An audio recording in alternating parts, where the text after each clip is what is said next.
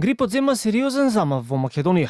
Според податоците на Институтот за јавно здравје, во периодот од 8 до 14 декември во земјава се пријавени 126 случаи на грип и заболувања слични на грип, што е зголемување од 30% за само една недела.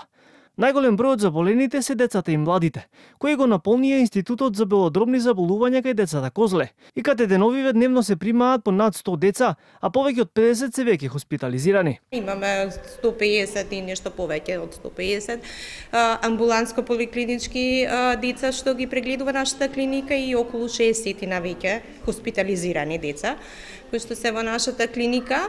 Детектираме веќе инфлуенца А, најчесто инфлуенца А вирус, што значи дека детектираме грип, меѓутоа морам да кажам дека детектираме веќе и РСВ, истовремено респираторен синцитиелен вирус кој што особено ги напаѓа доенчињата. Медицинските лица советуваат родителите на помалите дечиња да не криваат паника во врска со грипот, затоа што овој бран не е изненадување за овој период од годината, иако пикот се очекува да биде за 2 месеци.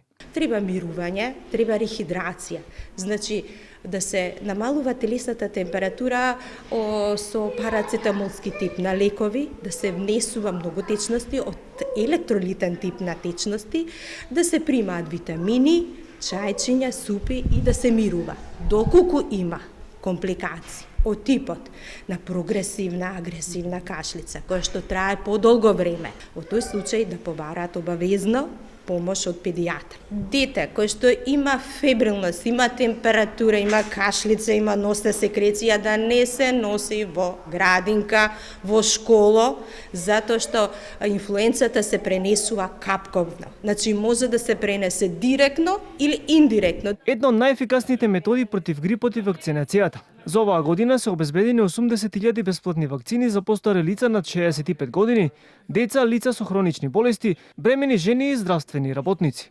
Досега вкупно се вакцинирани 78.730 лица.